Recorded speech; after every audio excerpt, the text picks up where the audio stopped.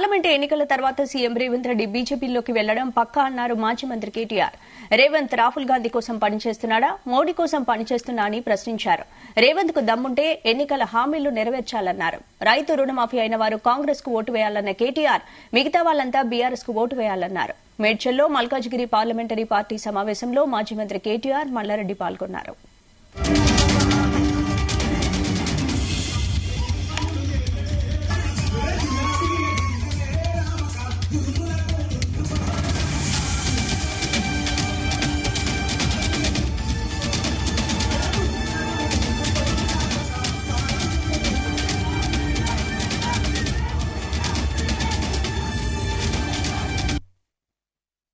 ఎవరికి ఓటర్స్ లేదు, ఎవరికి ఓటు బలం లేదు, వాళ్ళకంతా తుంపిల్ల బలమే ఉంది.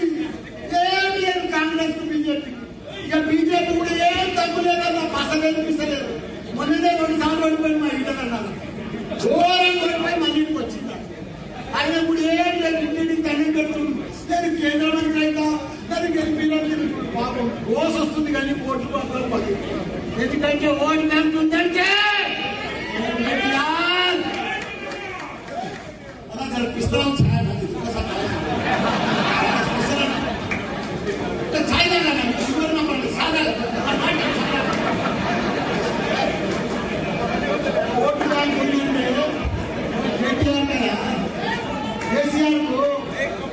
కేటీఆర్ ఏమనుకుంటున్నారు మీరు? ఒక అద్భుతం, ఒక అద్భుతం, ఒక గొప్ప హీరో, మన ప్రజల కంటికి యువకులకు పెద్ద లీడర్. హైదరాబాద్ మనకు స్వాతంత్రం వచ్చేది 75 సంవత్సరాలు సత్యంగా 25 సీట్లు సిటీలో గెలిచడమంటే, రంగారెడ్డి పాత రంగారెడ్డి జిల్లాలో గెలిచడమంటే అదంతా ఎవరితోటి చరిత్ర. ఒక్క సీటు రంగారెడ్డి పాత జిల్లాలో గెలవలేదు. మన కేటీఆర్ కృషి, ఆయన ఎంత పనిచేసినట్టు అమెరికా పోయిండు, దావోస్ పోయిండు, ప్రపంచ దేశాలన్నీ తీసుకొచ్చిండు. అమెజాన్, గూగుల్, ఫేస్బుక్ అన్ని కంపెనీలన్నీ కూడా హెడ్ క్వార్టర్స్ అన్ని కూడా మన తెలంగాణ హైదరాబాద్ తెచ్చిండు. మన యువతకు 9 లక్షల మంది ఉద్యోగాలు ఇప్పించిండు. ఇంత పెద్ద గొప్ప మహాత్ముడు మన కేటీఆర్.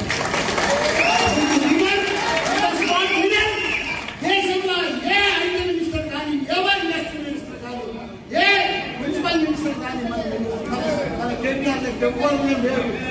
వీళ్ళు వచ్చిందండి ఆ మంత్రులు, మిగతా మంత్రులు కాంగ్రెస్ అసలు ఒక్కరు కనిపిస్తే అసలు ఎట్లా పరిపాలించాలంటే నీళ్ళు కాళేశ్వరం ఉంది, నీళ్ళు ఉన్నాయి, గేట్లు బంద్ చేసుకుంటున్నారు.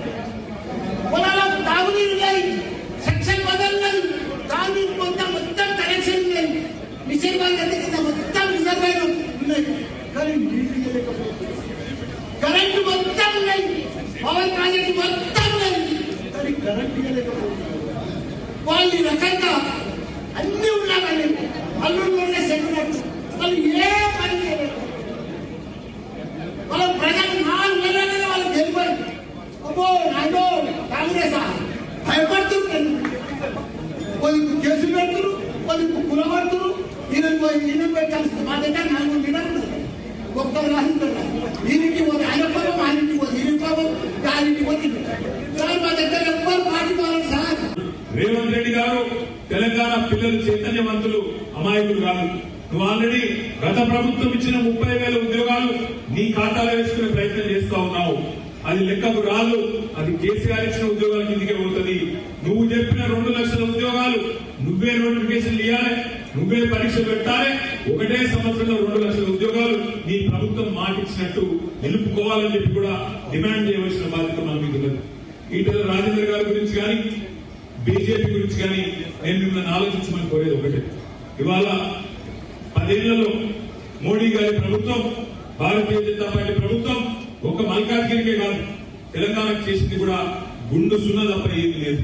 ఎందుకంటారా, దేశంలో ఎన్నో మెడికల్ కాలేజీలు ఇచ్చిన మోడీ గారు, కానీ మన రాష్ట్రానికి మాత్రం ఆయన ఇచ్చిన మెడికల్ కాలేజీ ఏంటో తెలుసా మీకు? గుండు సున్నా. దేశం ఇంకెక్కడైనా పాఠశాలను ఇచ్చిందే లేదో నాకు తెలియదు. మన రాష్ట్రానికి మాత్రం కొత్త జిల్లాలు ఏర్పాటు చేసుకున్నా, మేడ్చల్ జిల్లా ఏర్పాటు చేసుకుంటే ఈ జిల్లాకు ఒక నవోదయ పాఠశాల ఇయ్యాలి నిజానికైతే, కానీ ఒక్క నవోదయ పాఠశాల ఇయ్యాలి.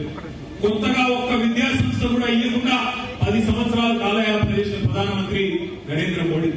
కానీ ఇక్కడ ఒక ఆయన బండి సంజయ్, ఆయన అంటాడు దేవుడు అన్నా దేవుడు మోడీ, దేవుడు అంటాడు.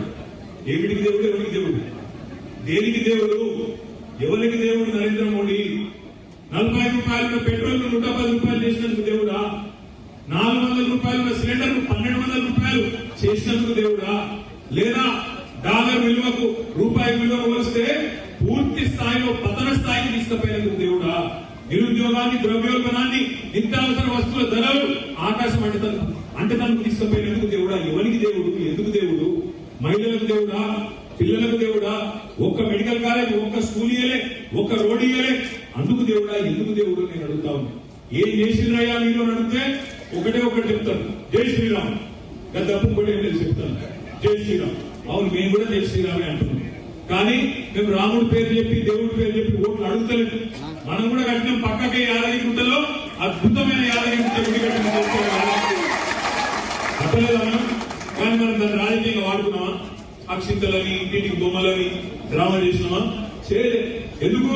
నిజమైన హిందువు, నిజమైన ధార్మికుడు ధర్మాన్ని ఆచరిస్తాడు. నిజమైన ధార్మికుడు, నిజమైన హిందువు దేవుడిని అడ్డం పెట్టుకుని రాజకీయం చేయరు. కానీ ఇలా బీజేపీ వాళ్ళని కట్టేద్దామంటే చిన్న బాధ ఉన్నది. ఏంది?